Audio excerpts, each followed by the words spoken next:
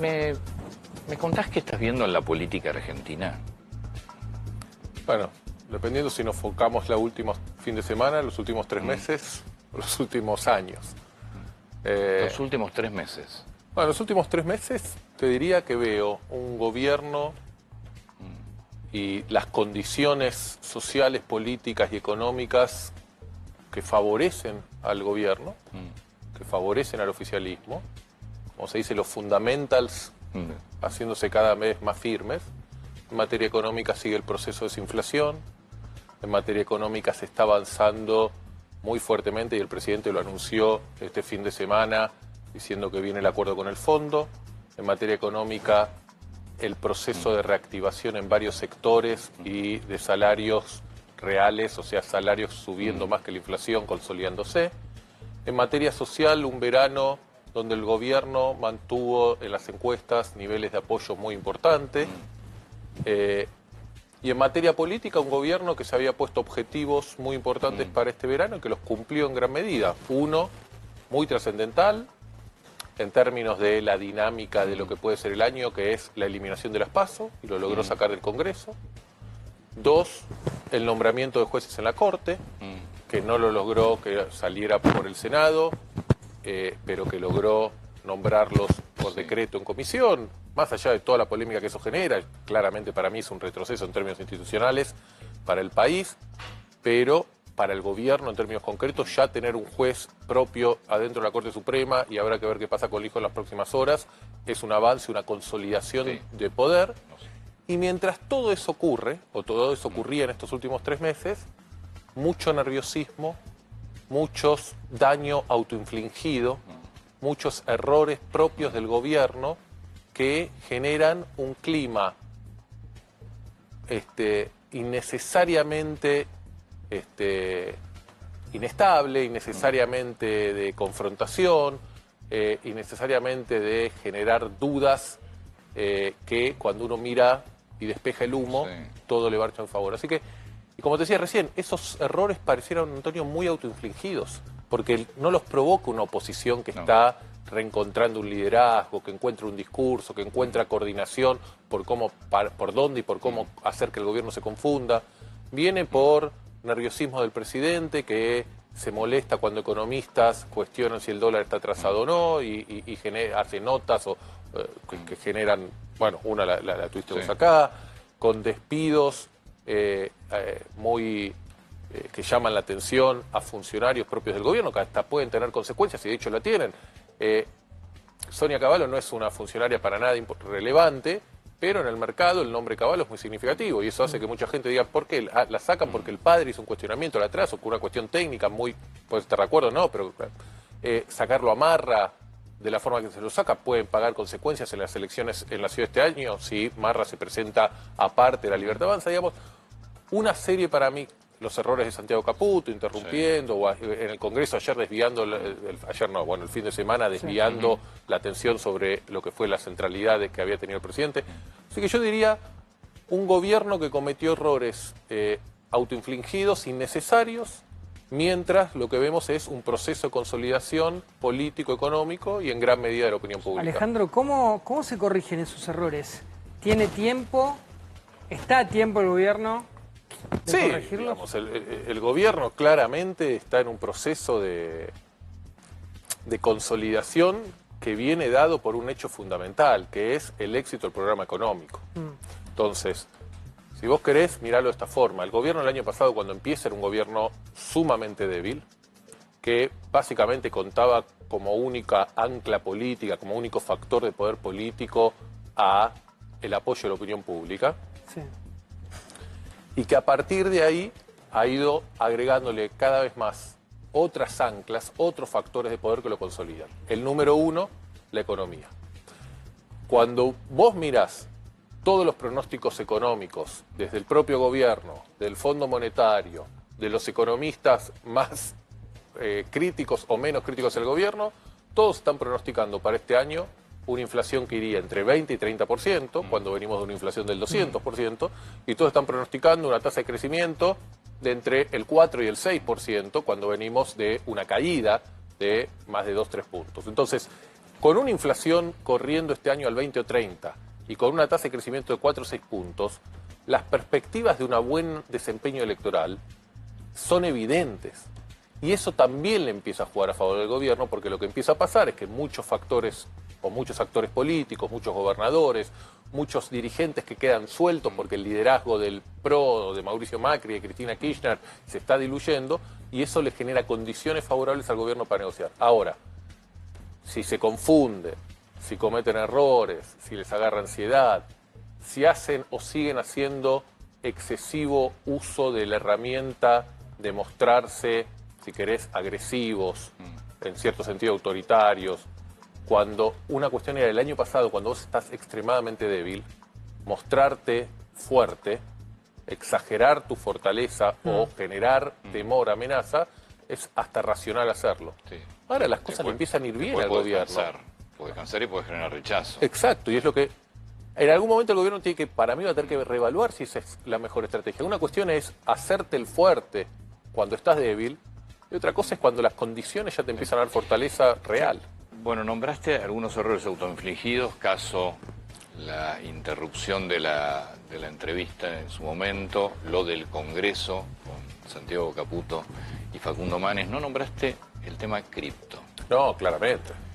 Bueno, yo tengo ahí algunas dudas que no sé ustedes cómo las evalúan. Es decir, ¿cómo saber cuánto te impacta en la opinión pública eso? Porque si vos te guías por las redes, depende de lo que elijas leer. Bueno, para eso están el mejor método que hay en todo el mundo de investigación social, que son las encuestas. Tienen problemas las encuestas, tienen defectos. No es ahora la oportunidad para charlar sobre eso.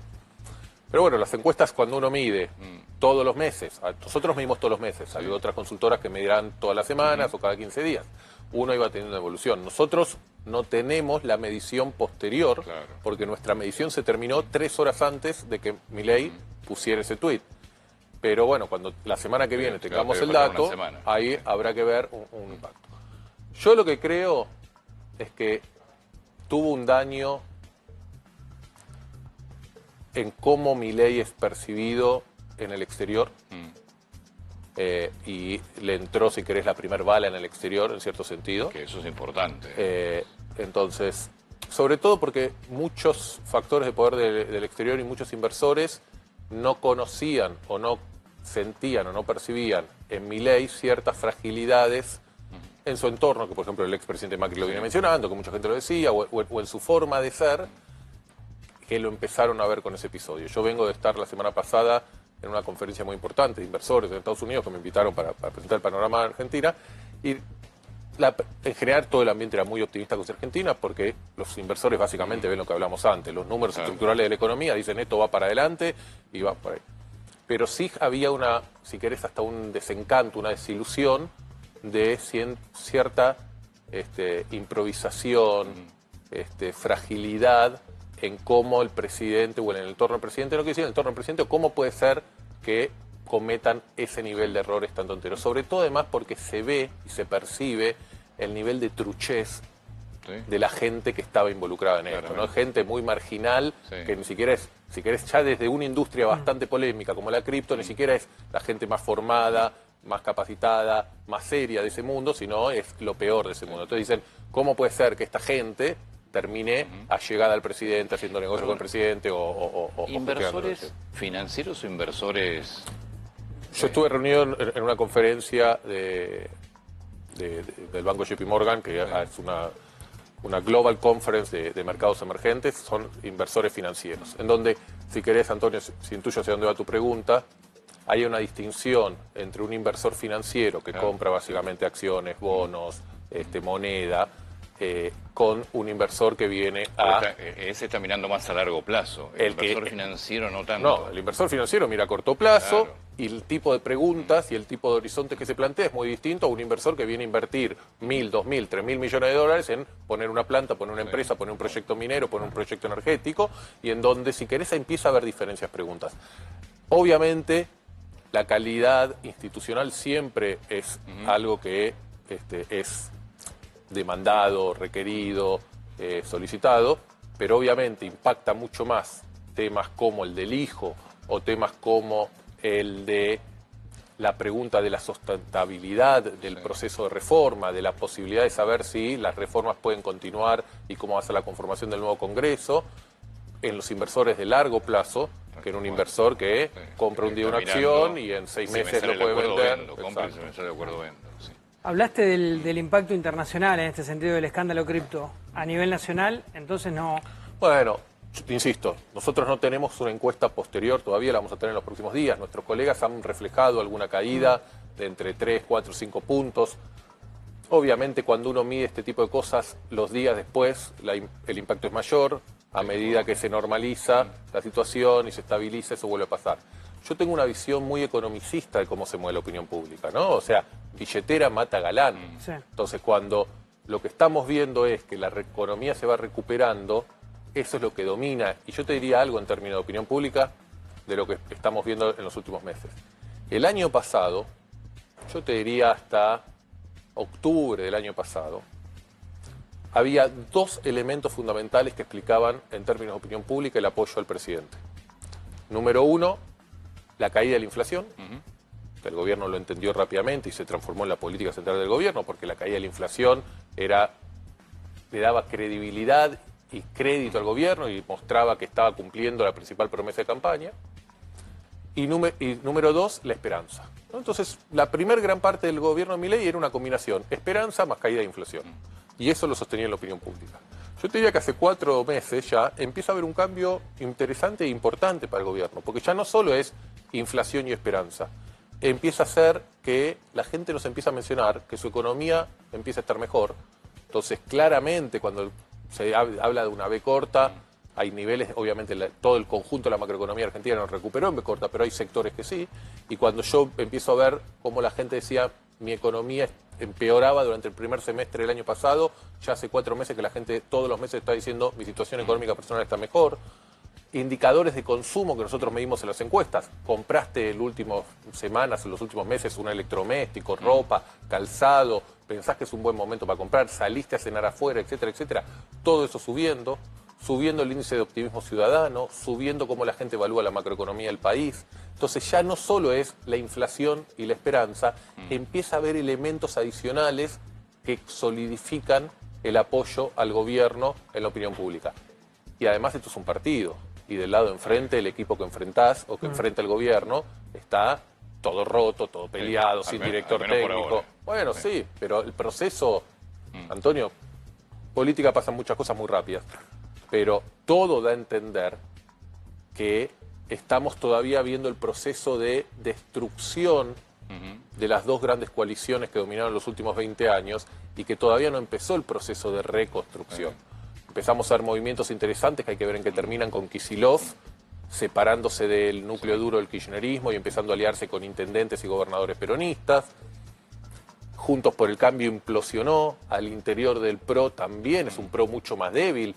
El candidato a presidente, los 2 precandidatos a presidente del PRO no están más en el PRO, no surgen todavía figuras nuevas. La oposición, si querés, está hoy liderada por los 2 expresidentes, Mauricio Macri y Cristina Kirchner. Entonces, eso es una confrontación. ¿Lo ponés como oposición a Mauricio Macri?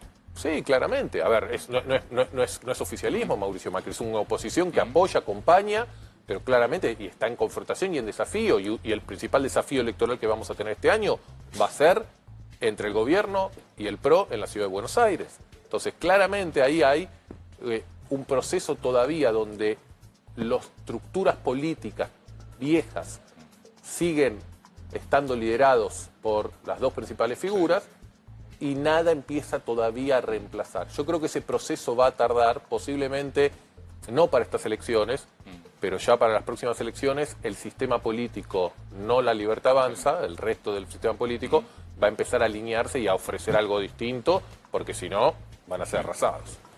Alejandro, muchas gracias. Gracias por la invitación.